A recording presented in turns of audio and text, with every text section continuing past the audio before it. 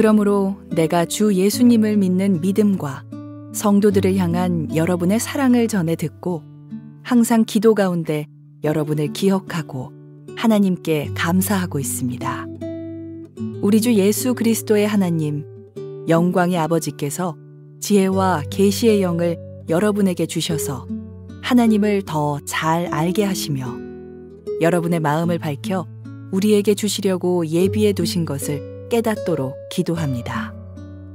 또한 하나님의 백성에게 약속하신 복이 얼마나 풍성하고 놀라운지 깨닫도록 기도하고 있습니다.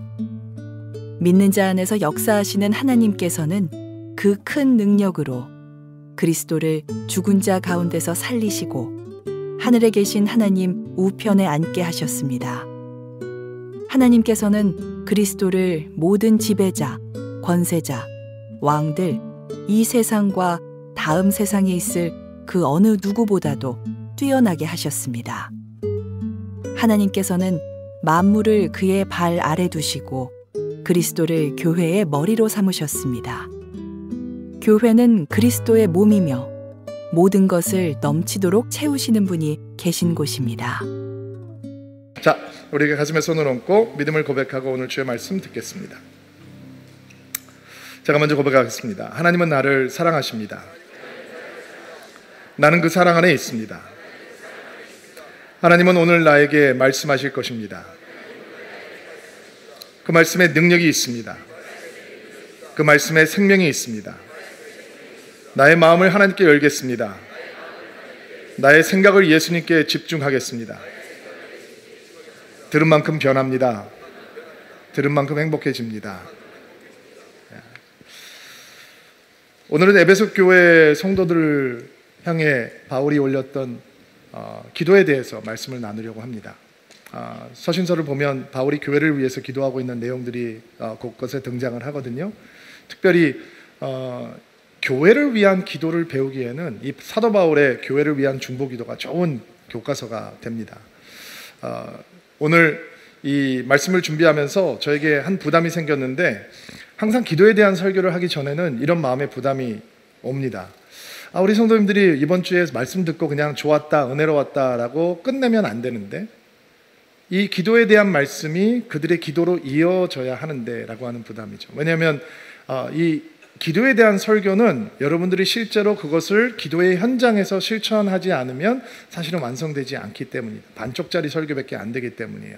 그런데 이런 마음의 부담을 하나님께서 아셨기에 저에게 하나님께서 기도를 먼저 시키시더라고요. 지난주 예배 끝나고 저녁에 집에 돌아가서 이제 주일날 저녁이 되면 그 다음 주에 설교하게 될 내용들을 본문을 이제 공부하기를 시작을 하거든요. 그래서 혼자 앉아서 말씀을 묵상하고 책을 보면서 이제 공부를 하고 있었는데 하나님께서 제 마음속에 기도하고 싶다는 마음을 주시는 거예요. 기도가 이렇게 제 입술에서 흘러나오기 시작했는데 어떤 기도냐면 하나님, 우리 드림인들이 진짜 교회를 좀 체험하게 해주세요. 주께서 의도하셨던 바로 그 교회, 주께서 제자들을 떠나시고 내가 가는 것이 너희에게 유익하다 그러면서 남겨주셨던 예수님의 교회, 바로 그 교회를 우리 드림인들이 꼭 경험하고 체험하게 도와주세요. 맛보아할 수 있도록 도와주세요. 이런 기도가 제가 막 흘러나오는 거예요. 근데 막 왜 우리 은혜가 임할 때는 여러분 이렇게 눈물이 막 수도에서 흐르듯이 막 줄줄 새잖아요. 막 줄줄 새면서 제가 기도를 올려드리는데 기도가 멈추질 않는 거예요. 끊어지질 않는 거예요. 그러니까 제가 기도하다가 우리 목사님들, 교육자들의 이름을 부르면서 아무개 목사가 교회를 경험하게 해주세요. 우리 장로님들의 이름을 불러드리면서 우리 성도님들의 이름을 생각나는 사람들은 막 이름을 부르면서 아무개가 제발 주께서 우리에게 선물로 주셨던 그 교회를 체험할 수 있게 도와주세요. 열심히 기도가 마음이 뜨거워지더라고요. 그리고 제가 생각했어요. 사도 바울의 마음이 이런 거였구나. 사도 바울이 에베소 교회 성도들을 생각하면서 이런 마음으로 기도를 한 거구나. 오늘 말씀을 들으면서 여러분들께서 정말 이 말씀이 여기서 끝나는 것이 아니라 여러분의 삶의 현장으로 들어가서 일주일 동안, 한 주 동안 정말 이 말씀을 붙들고 교회를 위해서 기도하고 서로를 위해서 기도할 수 있는 뜨거운 마음이 기도로 이어지는 축복이 있게 되기를 예수님의 이름으로 축복합니다. 자, 15절, 16절 말씀 한번 읽어볼게요. 한번 읽어주시겠어요? 시작. 그러므로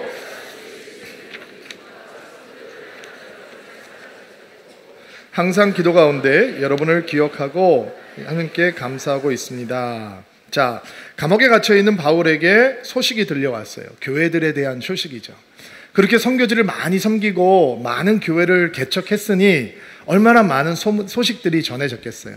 예를 들자면 빌립보 교회에서는 이거 열심히 있던 여자 리더들이 싸움을 시작했다, 싸움질을 한다, 이런 소식도 들려왔고, 각각 교회에서 예수를 정말 사랑하고 신실하게 따라가는 성도들이 이런 고통을 당하고 있다라는 소식도 들려왔을 것이고, 이런 이단들이 와서 이상한 이야기를 가르치면서 교회를 어지럽히고 있다, 이런 소식들도 다 들려왔을 거예요. 에베소 교회에 대한 소식도 들려왔어요. 그런데 아주 아름다운 소식이 들려오는 거예요. 무슨 소식이냐?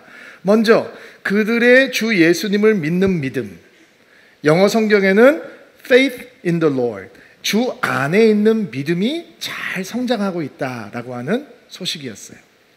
여러분, 믿음이라고 하는 것이 뿌리가 어디에 있는지가 중요하잖아요. 사람들 사이에서 뿌리가 있으면, 뿌리가 내리고 있으면 사람들과의 관계가 깨지면 믿음도 흔들리게 되겠죠. 내가 어떤 율법적인 것에 뿌리를 두고 있으면 결국 믿음은 내 공로, 내 노력, 내 의지를 바라보는 실체가 되겠죠. 그러나 주 예수 안에 뿌리를 내리고 있는 믿음은 오직 주님만 바라보고 주님만 신뢰하고 주님만 따라가고 주님만 바라보는 믿음이 되는 것이죠. 그게 예수 안에 있는 믿음인 거예요. 우리는 아무것도 할 수 없으며 오직 주의 은혜로만 주께로 나갈 수 있다라고 하는 것을 온전히 붙들고 있는 믿음, 나를 의지 않고 예수를 의지하고 하는 믿음이 바로 사도 바울이 이야기하고 있는 주 안에 있는, 예수 안에 있는 믿음이에요. 소식이 들려오는데 에베소 교회 성도들은 그의 믿음이 뿌리가 깊이 예수 안에 있습니다 라고 하는 기쁜 소식이 들려온 거예요. 또 다른 소식은 그 에베소 교회 성도들이 서로를 향한 사랑이 깊어지고 있습니다 라고 하는 소식이었어요. 주 안에 있는 분은 거룩한 사귐이죠. 그리고 서로에 대한 사랑이 넘치고 있다, 아름다운 나눔이에요. 이게 성도의 증거인 거예요.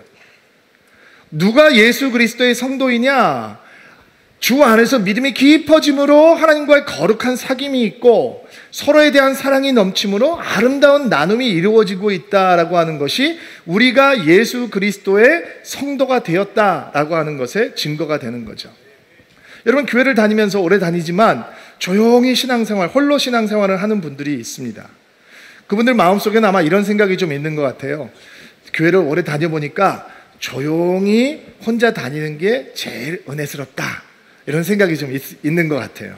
그리고 아마 이렇게 교회가 부흥을 지나면서 교회가 대형화하던 시절에 그냥 사람이 많으니까 그렇게 신앙생활을 하는 사람들도 늘었던 것 같아요. 근데 그렇게 신앙생활을 하면 놓치는 게 너무 많아요.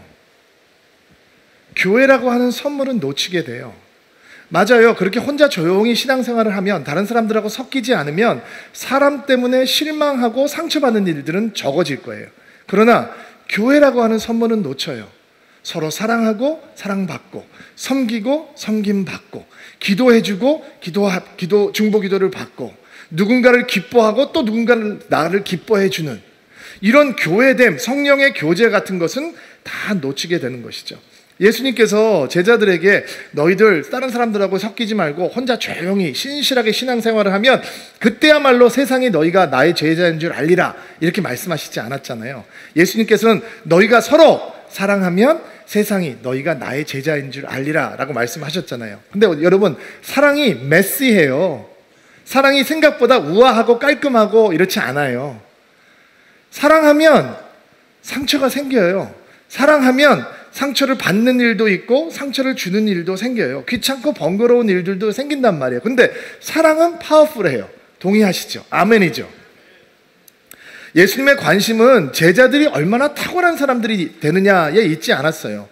그들이 얼마나 목회를 잘하고 설교를 잘하고 얼마나 교회를 부흥시키는가, 그것이 예수님의 관심이 아니고 예수님의 관심은 예수님의 제자들이 서로 얼마나 사랑하느냐에 있어요.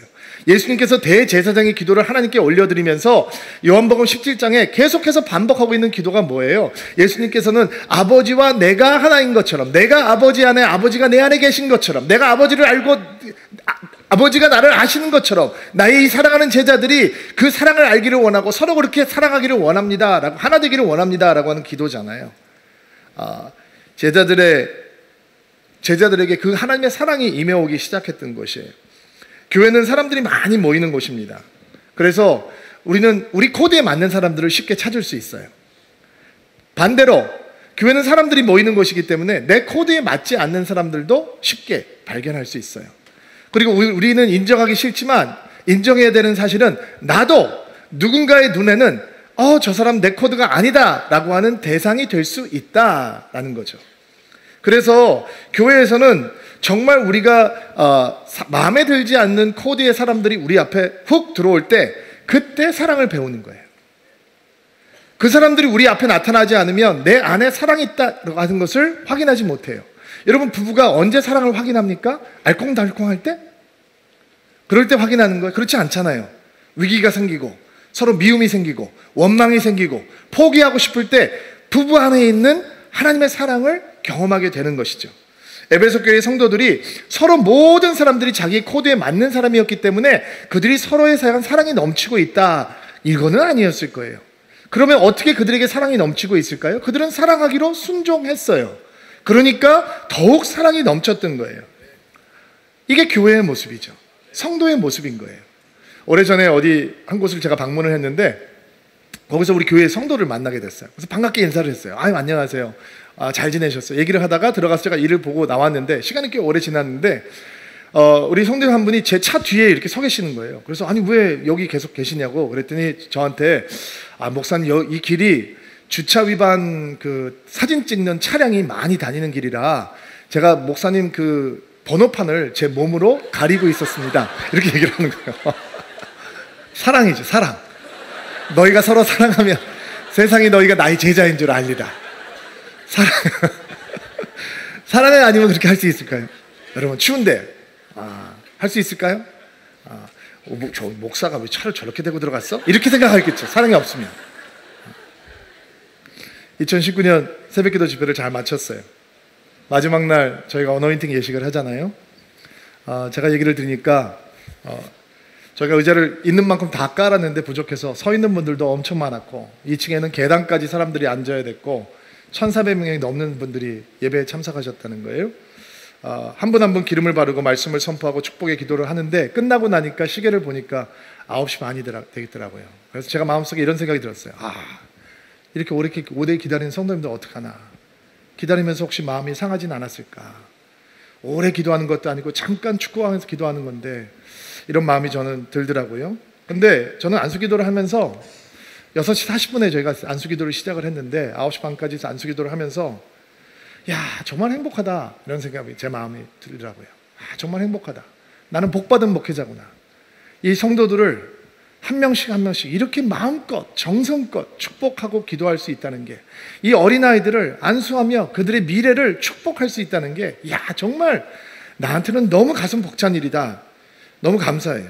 시간이 오래 걸려도 이거 정말 귀하다 이런 생각이 들었어요.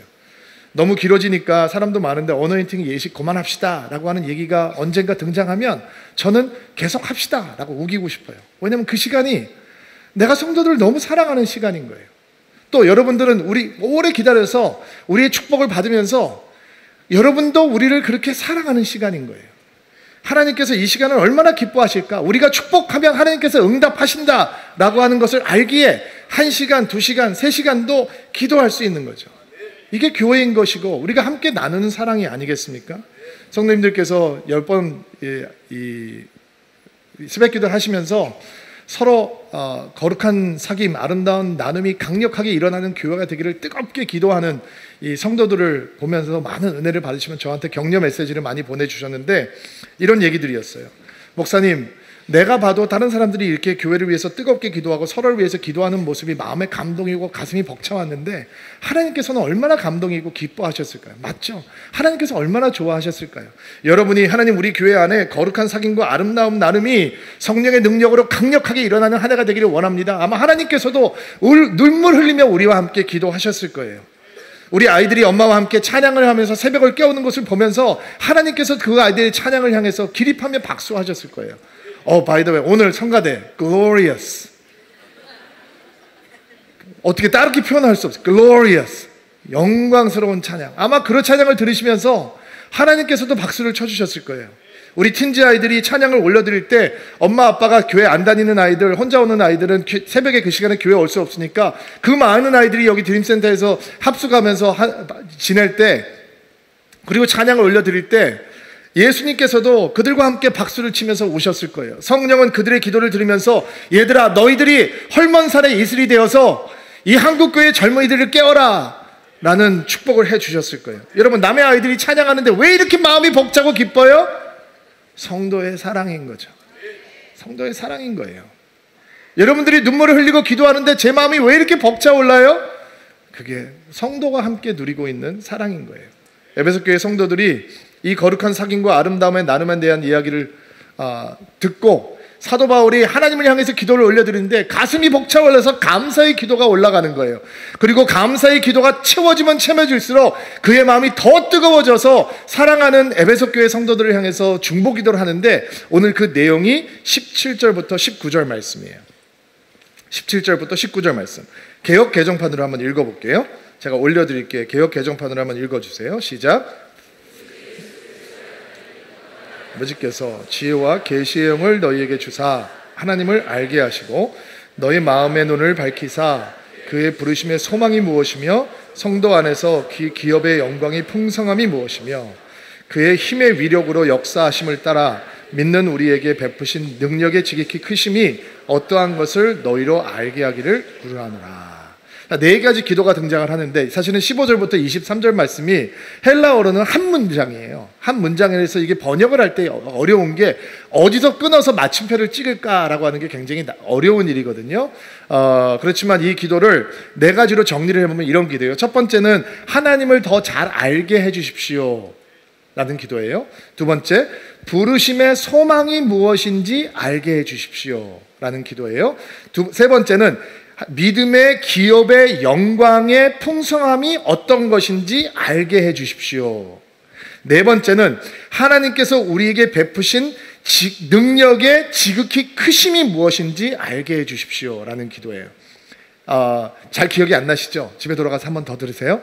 그리고 기억하시고 이번 주에 이 기도를 붙들고 기도하셨으면 좋겠어요. 한 가지씩 얘기를 나눠볼 텐데, 자, 사귐과 나눔이 은혜가 충만했던 에베소 교회를 위한 첫 번째 중보 기도는 그들이 하나님을 잘 알게 해주십시오 라고 하는 기도였어요. 여러분, 좀 의외 아니에요? 이미 그들이 하나님을 알고 있잖아요. 주 안에서 믿음이 깊어지고 있었고 그리고 서로를 향한 사랑이 있다라고 하는 게 그들이 하나님을 안다라고 하는 증거잖아요. 근데 왜 사도 바울은 또다시 그들이 하나님을 잘 알게 해주십시오라고 하는 기도를 하고 있을까요? 왜냐하면 회심, 예수를 믿게 되는 사건이죠.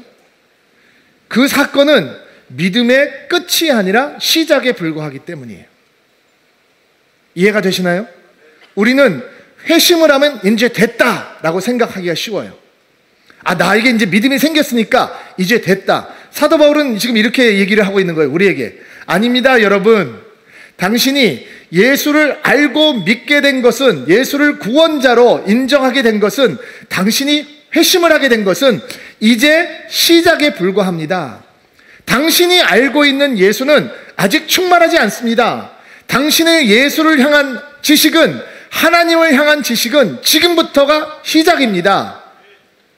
그렇기 때문에 사도 바울은 믿음이 성장하고 사랑이 성장하고 있다는 에베소 교회 성도들을 보면서 나는 당신들의 하나님을 아는 것이 더 깊어지기를 간절히 원합니다 라고 하는 기도를 주님 앞에 올려드리고 있는 거예요. 여러분, 여기서 사도 바울이 얘기하고 있는 안다라고 하는 건 지식적인 정보적인 습득을 얘기하는 게 아니겠죠. 그가 얘기하고 있는 안다라고 하는 의미는 관계적으로 아는 거예요.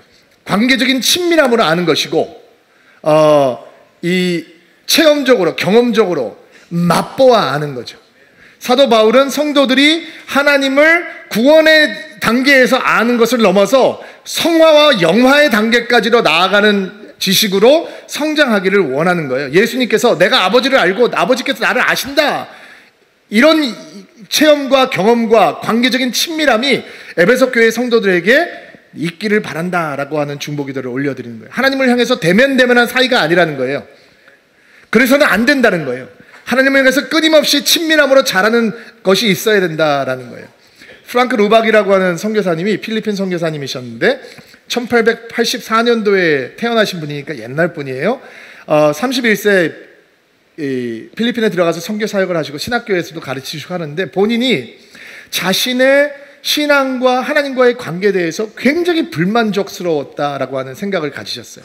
그래서 45살이 되었을 때 이렇게 내가 하나님 말씀을 가르치고 설교를 하고 신학생들을 가르치고 교회를 목회하고 교회를 개척하고 이런 일을 하고 있는데 내가 하나님을 향한 관계가 이것으로 충분하지 않다. 내가 어떻게 하루 종일 살아가면서 하나님을 향해서 이렇게 뜨거운 마음이 항상 유지가 되지 않는 걸까? 왜 나의 삶은 하나님의 인재로 가득하지 않은 걸까? 이런 불만이 생기셨어요. 그래서 본인이 하나님을 향해서 뜨거운 마음으로 하나님을 더 깊이 알아가는 마음으로 집중하기 시작해요. 그리고 그가 일기를 남겨놓기 시작하는데, 프랑크 루박의 일기라고 하는 것이 규장에서 나와 있는 책으로 남아 있거든요. 원하시는 분들은 한번 구입해서 읽어보시면 좋을 것 같아요. 1930년 5월 14일 일기예요. 하나님과 매 순간 연결되어 하나님을 나의 생각의 주인공으로 삼고 나와 대화를 나누는 친구가 되게 하는 것은 내가 지금까지 경험한 어떤 것보다 놀라운 일이었다. 그것이 되고 있다. 아직은 반나절밖에 못하지만 언젠가는 하루 종일 그 일에 집중할 수 있을 것이라고 믿는다. 그것은 생각의 새로운 습관을 만드는 일이다. 하루 종일 예수님께 집중하는 것. 그가 괴로워하면서 주님 앞에 나아갔더니 반나절 정도 그것이 됐는데 이제는 곧 하루 종일 주님을 생각으로 충만하게 되는 것이 가능하게 될 거라고 하는 마음의 설렘이 있는 거예요. 1930년 6월 1일, 그러니까 한 보름 정도 지난 다음에 일기예요. 지난 월요일은 매 순간을 하나님께 지속적으로 항복으로 나아가는 것을 생각할 때 가장 온전한 하루였다. 나는 사람들을 보면서 하나님께서 주신 사랑으로 보았고 그들은 나와 함께 가줄 것처럼 보였고 행동했다. 멈추지 않는 하나님과의 교제로 인해 하나님께 흠뻑 취하고 찬란하게 빛나셨던 예수님께서 나와 함께 걸으시며 나를 놀랍게 이끌어 주신다는 것을 하루 종일 느낄 수 있었다. 너무 부럽죠? 저 느낌은 어떤 느낌일까? 황홀했다. 하나님과 함께 하루 종일 그분으로 충만하게 채워져 있다는 사실이 정말 내가 놓치지 않고 싶은 나의 영적인 실체였다. 너무 부럽죠? 그게 가능하다는 거예요. 프랑크 루박 선교사님께서 하나님을 알았던 것처럼, 하나님과 친밀했던 것처럼, 매 순간 하나님을 의지하고 하나님을 구했던 것처럼, 하나님을 갈망했던 것처럼 하나님께서도 우리에게 지혜와 계시의 영을 부어주셔서 하나님께서 하나님을 우리가 그렇게 맛보아 관계적인 친밀함으로 알아가기를 하나님께서 원하신다라는 거예요. 여러분, 그것이 우리의 노력으로 될 수 있느냐? 그렇지 않아요. 하나님께서 우리에게 먼저 오셨어요. 우리의 노력으로 된다면 그것은 결국 우리의 공로겠죠. 그러나 하나님께서 우리를 그렇게 알기 원하시기 때문에 하늘을 버리시고 육신을 입고 이 땅에 오셨어요. 여러분의 이름을 그분의 손바닥에 새기시고 여러분의 이름을 불러주셨어요. 어두움에서 불러내셨어요. 사망에서 건져내 주셨어요. 그리고 우리와 눈을 마주치기를 원하시는 거예요. 우리와 대화하기 원하시는 거예요. 그분이 우리 안에, 우리가 그분 안에 있기를 원하시는 거예요. 그러니까 우리가 기도할 때 하나님, 내가 주님을 더 깊이 알아가기를 원합니다. 어제보다는 오늘, 오늘보다는 내일. 하나님, 내가 평생 예수 믿었는데 내 프라임 타임은 아직 오지 않았습니다. 나는 주님을 더 많이 사랑할 것이고 더 많이 알아갈 것이고 더 깊이 사랑에 빠지게 될 겁니다. 나의 기도의 프라임 타임은 아직 오지 않았습니다. 나는 하나님의 깊은 기도 가운데 빠져들게 될 것입니다. 이렇게 기도하라 라고 사도 바울이 우리를 격려하고 있는 것이죠. 주께서 우리에게 지혜와 계시의 영을 부어주셔서 하나님을 더 뜨겁게, 더 깊이, 더 친밀하게 알기를 원합니다. 우리 성도들이 그렇게 되기를 원합니다. 이것이 첫 번째 기도예요. 중보기도예요. 두 번째 기도는 부르심의 소망을 깨달을 수 있게 해달라라고 하는 기도예요. 쉬운 성경에는 약속하신 복의 풍성함을 깨닫도록 해달라라고 하는 기도로 번역이 되어 있어요. 근데 부르심의 소망이라고 하는 번역이 더 좋은 것 같아요. 여러분, 믿음은 육신의 눈으로 볼 수 없는 것을 보게 만들어줘요. 그래서 성경은 믿음은 바라는 것들의 실상이요 보이지 않는 것들의 증거다라고 얘기를 하는 거예요. 우리 안에 우리가 주께서 우리를 부르셨을 때 하나님께서 한 선물을 장착해 주셨는데 그 부르심 안에 소망이라고 하는 선물이 있는 거예요. 왜 우리에게 소망이라고 하는 선물이 필요하냐? 여러분 아브라함을 생각해 보세요. 아브라함에게 하나님께서 오셔서 약속을 하시는데 네가 열국의 아비가 될 것이다 라고 약속을 해주셨어요. 그리고 여러분이 그 약속의 선물을 받는 것처럼 아브라함도 그것을 믿었어요. 그런데 아무리 기다려도 애가 태어나지 않네요. 열국의 아비가 되려면 매년 나와야 되는데 안 나와요. 애가 안 나오는 거예요. 애가 안 생겨요. 근데 아브라함이 하나님을 믿어요. 어떻게 해요? 그 부르심 안에 뭐가 장착이 돼 있다고요? 소망. 소망은 바라는 것들의 실상이요 보이지 않는 것들의 증거예요. 이삭이 메모네요. 나가 100살이 됐는데 이삭이 왔어요. 그러면 하나님의 약속이 이루어진 건가요? 열국의 아비가 된다는 거라니까요. 그게 약속이라니까요. 근데 아브라함이 소망을 통해서 이삭을 바라보면서 하나님께서 주셨던 약속, 너의 자손이 하늘의 별처럼 많아질 것이며 땅의 티끌처럼 많아질 것이다 라고 하는 것을 받는 거예요. 믿는 거예요. 왜? 그의 부르심에 뭐가 장착이 되어 있어요? 소망이. 소망은 아직 이루어지지 않은 일들 속에서 하나님을 기대하고 하나님을 바라고 하나님의 약속을 붙드는 믿음의 모습이에요. 그러면 왜 우리한테 부르심의 소망이 필요한가? 왜냐하면 우리의 삶이 아직 이루어지지 않은 하나님의 은혜로 가득하기 때문이에요. 여러분 우리가 기도하잖아요. 취업을 위해서 기도해요. 근데 아직 문이 안 열렸어요. 우리 싱글들 결혼 위해서 기도하시고 계시잖아요.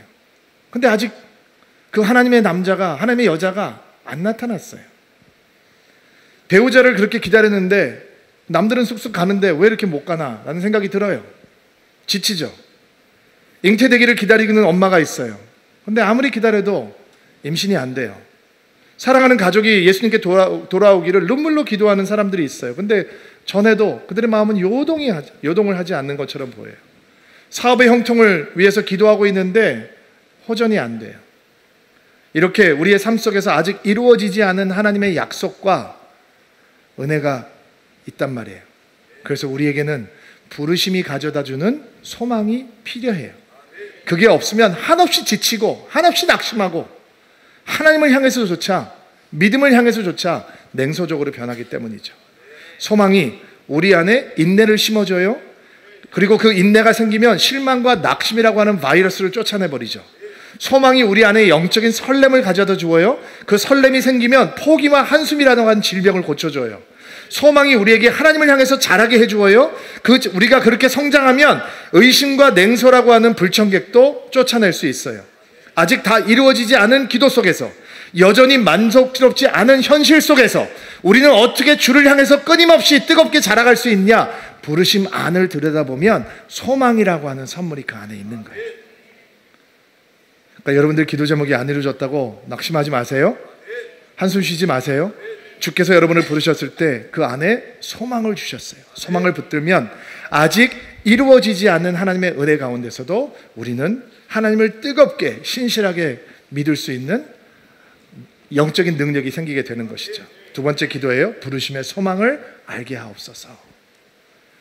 세 번째, 바울이 우리에게 가르쳐주는 기도는 그들의 믿음의 기업의 풍성함이 어떤 것인지 알게 해달라라는 기도예요.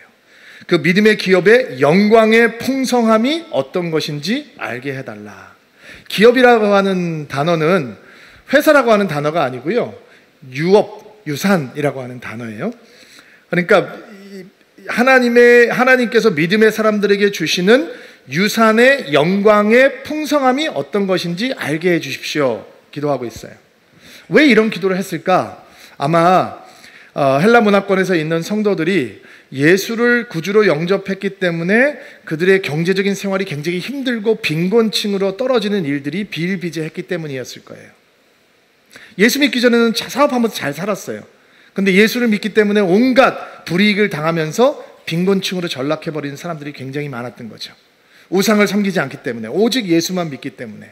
그리고 사도 바울은 이런 기도를 하는 거예요. 하나님, 저 성도들이 이 땅의 유업이 아니라 하나님께서 주시는 하늘의 영광의 유업의 풍성함을 바라볼 수 있도록, 깨달을 수 있도록 도와주십시오. 기도하는 거예요. 왜냐하면 이 땅에 있는 삶이 너무 힘들고 빈곤하니까, 지칠 수 있으니까 그런 기도를 하는 거죠. 더 쉽게 설명을 해볼까요? 빌 게이츠가 유언장을 쓰는데 여러분을 상속자로 지명을 했어요. 딱 여러분 한 사람이에요. 앞으로 별로 안 좋아하시네.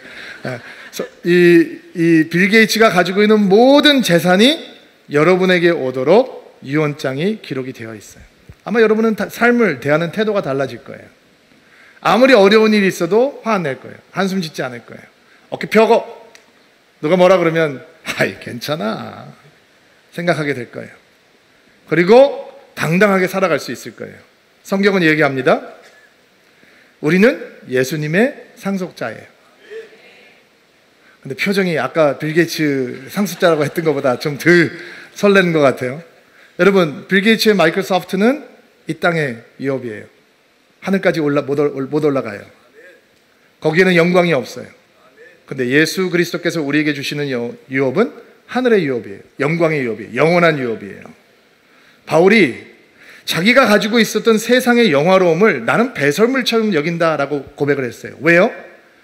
그도 자랑할 것이 많들고 붙들 것이 많았는데 예수를 믿고 난 다음에 예수님 때문에 임하게 되는 하늘의 유업의 영광의 풍성함을 보니까 이 땅에서 가지고 있는 어떤 것도 배설물처럼 보이기 시작했다는 거예요. 여러분, 때때로 삶이 실망스러우시죠? 왜 예수 믿지 않는 사람은 저렇게 잘 살고 예수 믿는 나는 이 땅에서 이렇게 고생하는가 라고 생각할 때 있죠. 조금만 공이 몇 개만 더 있으면 좋겠죠. 그래서 사도 바울이 기도하는 거예요.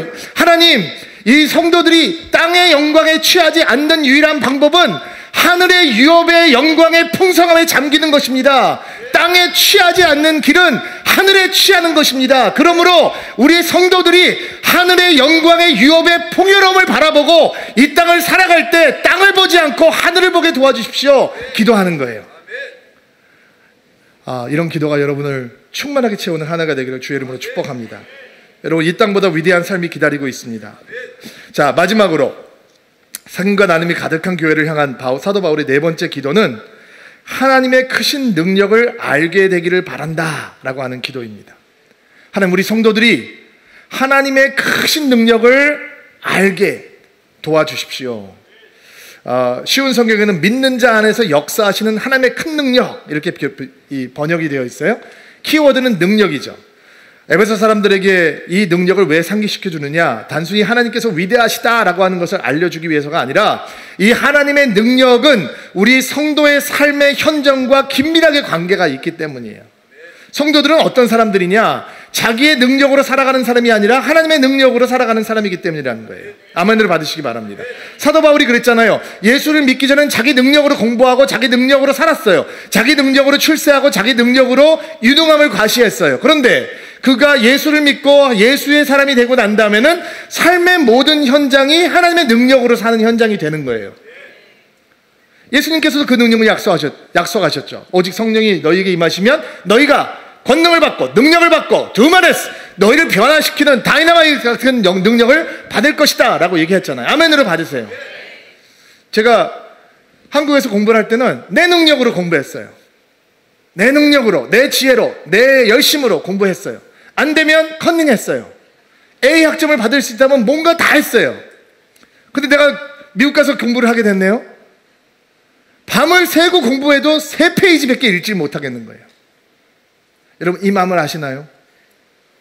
US 히스토리를 하는데 수십 페이지를 읽어야지 진도를 따라갈 수 있는데 나는 밤을 새고 공부해도 3페이지, 4페이지밖에 못 읽는 거예요. 시험을 치를 수가 없어요. 사전을 그렇게 많이 찾아본 적이 없는 것 같아요. 머리에 쥐가 나도록 공부에 따라갈 수가 없어요. 근데 제가 예수님을 영접하고 예수의 사람이 됐어요. 그리고 제가 부흥사가 와서 부흥회를 하는데 은혜를 받는데 목사님이 이렇게 가르쳐 주시는 거예요. 30분 찬양하고 매일 30분 기도해라. 그래서 제가 밤을 새도 진도를 못 따라가는데 30분 찬양하는 거예요. 교회 처음 나간 어린아이가 찬양을 몇 개 아는 게 있어요. 맨날 불길 같은 성신여 이러면서 30분 찬양하는 거예요, 혼자. 그리고 옷장에 들어가서 이불 뒤집어 쓰고 쫙 배웠으니까, 배운 게 그런 기도니까 기도하는 거예요. 하나님 나에게 지혜를 주십시오, 능력을 주십시오, 한국 돌아가고 싶습니다, 친구들 보고 싶습니다, 막 이러면서 기도를 30분 하는 거예요. 땀 뻘뻘 흘리고 기도하고 나와서 공부하는 거예요. 제가 어떻게 졸업했을까요? 5등상 받고.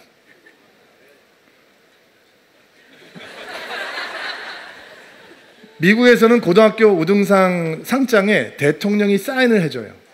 그래서 교포들이 자기 자식 자랑할 때 우리 애가 고등학교 졸업할 때 대통령상 받았다라고 얘기하는데, 그 얘기는 대통령상이 아니라 5등상 받았다는 얘기예요. 제가 자랑질을 좀 하자면 영어도 한마디 못하고 강의도 못 알아듣는데 5등상 받고 졸업했어요. 주의 능력으로 공부했어요.